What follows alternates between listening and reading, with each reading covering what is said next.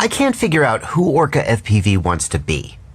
Their first product was the Orqa FPV-1, which is arguably the highest end FPV goggle that you can get. But then they put out something like this, which is the Orqa Bluetooth module. It's a Bluetooth module that goes in the back of your radio and connects with a joystick. And that's cool, but that's not the product that everybody thought you were going to make when you said you were coming out with a new product. And that brings us to Orqa's newest product, the Orqa FPV.Control, which means we got to ask, is this an ultra high-end quality and performance at any price controller? Or is it kind of something out of left field that leaves you wondering who exactly the intended buyer is? I'm Joshua Bardwell, and you're going to learn something today.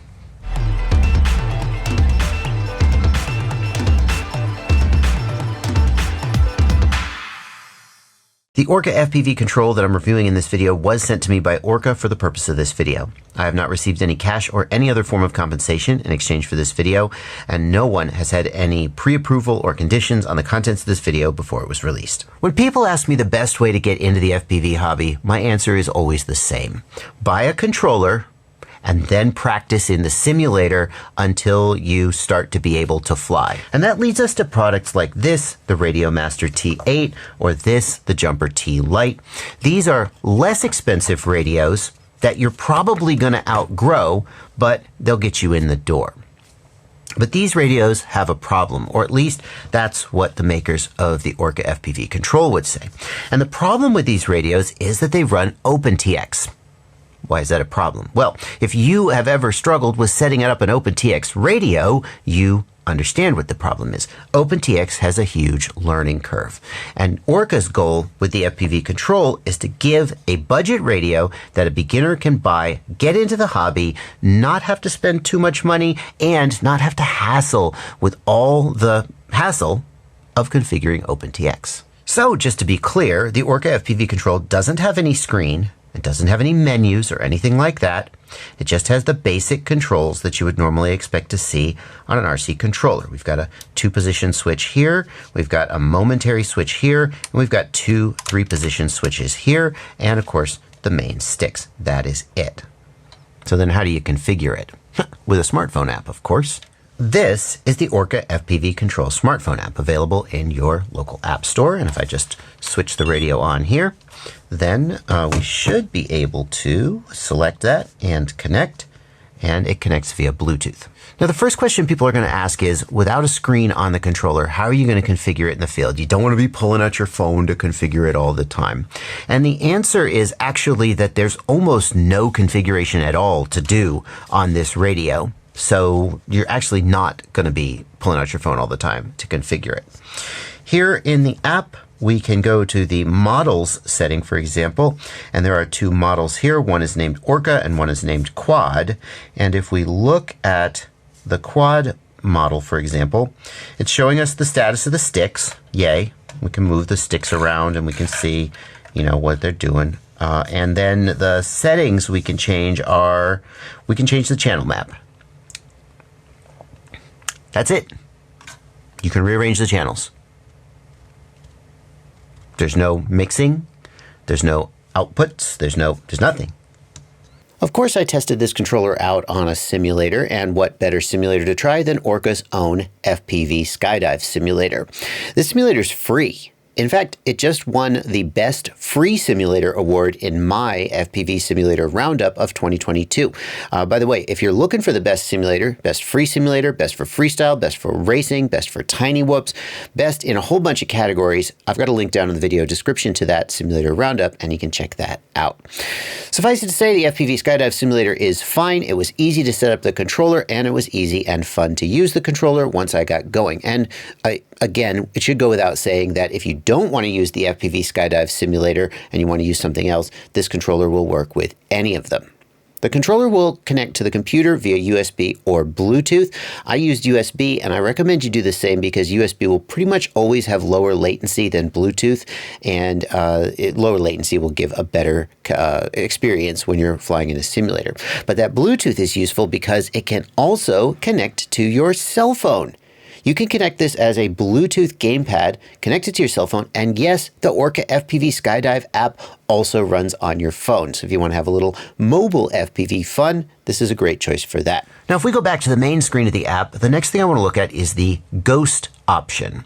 And Immersion RC, who makes the Immersion RC Ghost control link, and Orqa they work very closely together. For example, the Orqa FPV-1 goggles had integration with Immersion RC rapid fire modules that nobody else had. And that partnership continues here with the Orqa FPV.Control, because you can see that I have gotten it with this Immersion RC Ghost module. And this is going to be controversial. The Orqa FPV.Control can be ordered without the Ghost module, in which case it is used exclusively for video games, for simulators, not video games, serious simulators. And it comes with this nice plastic cover here that goes in to make it nice. And then when you're ready to get your first real quadcopter, you have your choice of this Ghost module. That's it.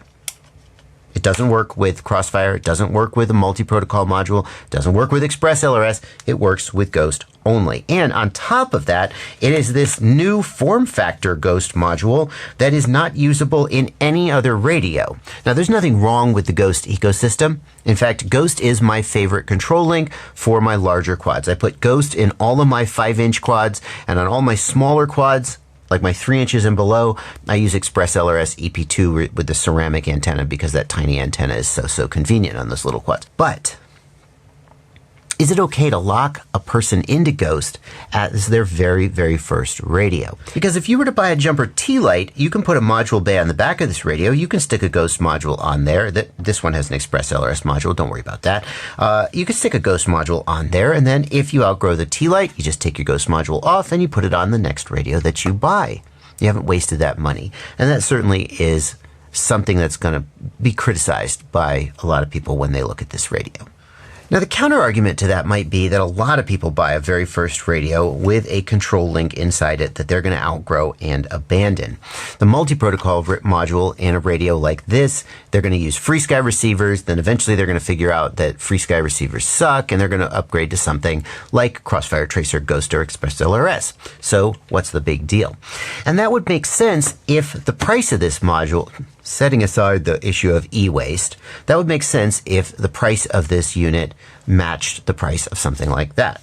It looks like the radio itself is listed on Orqa's website right now for about $90, and the module is not listed anywhere separately. And so it seems like you're going to be coming in closer to $130 or $140 with the module. Hey there, folks. It's Joshua from the future here. The actual price of the radio and the module is $120. Not $140. I'm going to keep saying $140 throughout the rest of this video because that was what I thought it was going to be. It's $120, not $140. If that matters to you, please make the adjustment in your head. At which point, that is kind of a lot to pay for a radio that you are going to outgrow and move past.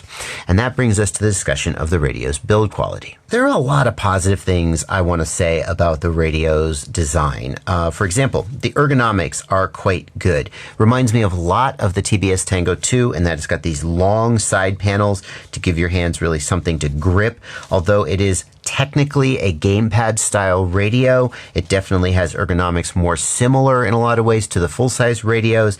And if you decide to pinch grip, I didn't find that I had any problems pinch gripping. I might have liked the sticks to be a little bit longer. The sticks are not adjustable length. They screw in and out, but they can't lock in any other position. For thumbing, the sticks felt great. For pinching, they felt a little bit too short, but I had no trouble using them. There are nice, convenient ledges here. So if you decide to rest your finger there, or if you pinch and you rest your fingers like that, it totally works. Grip tape along the sides. The ergonomics are quite good. The radio has a built-in rechargeable battery. It charges via USB plug here, USB-C, and that's the same USB plug you use when you're using it with a simulator. A nice on-off switch here, very clear tactile switch, no long press, short press, or anything like that. But the overall build quality, the fit and finish, the feel of the radio definitely feels cheap. There's no other way to put it. So like when I move the gimbal here, do you hear that?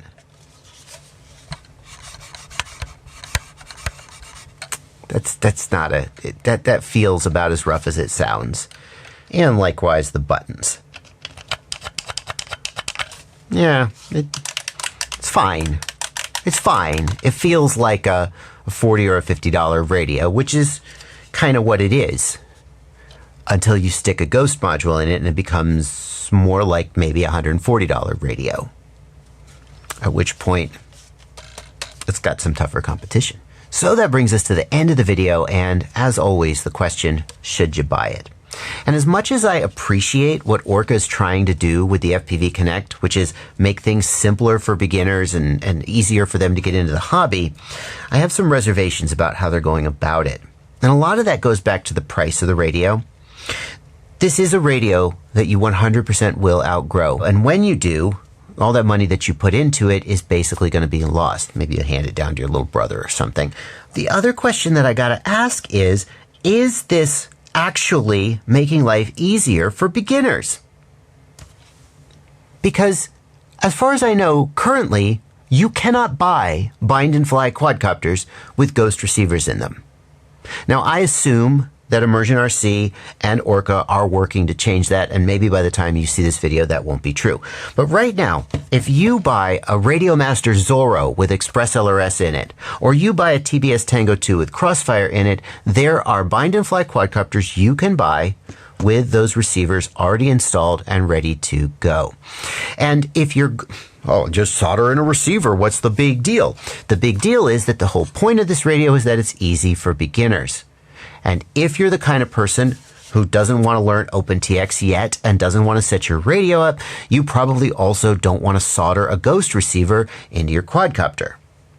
So the choice to put Ghost in here instead of something like, well, I mean, obviously it was a political decision, a business decision, but if you really want to make life easier for beginners and give them a radio that you don't have to do any setup, you also need to give them a quadcopter that is legitimately bind and fly, and that means having a pre-installed receiver, and at this time, that simply doesn't exist for Ghost. That's going to do it. That's going to do it for this video.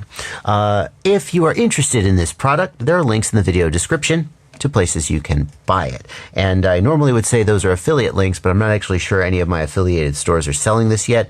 I don't know. If they are affiliate links, the way that works is you click the affiliate link and you make any purchase. You want to buy this? Great. You want to buy something else? Great. Doesn't matter. Click the link, go do your shopping, check out, and I get a small commission. It's a small amount, but it does add up, and it's an easy way for you to help support the work that I do here. And it doesn't cost you anything, except the time to go find that link and make the click before you shop. What do you think of this radio? Am I being too hard on it? Like, I want to love it because I want to love anything that someone's doing to make beginners' lives easier, but it just feels to me like by pulling them out of the OpenTX ecosystem, you're just delaying the inevitable. They're gonna get into OpenTX and they're gonna learn it, and they may as well, I don't know, maybe that's too much to ask of somebody in the beginning. What about the Ghost module? What do you think of this thing? That's what we need. That's what the world needs, is another module bay form factor. Whee! Happy flying, y'all.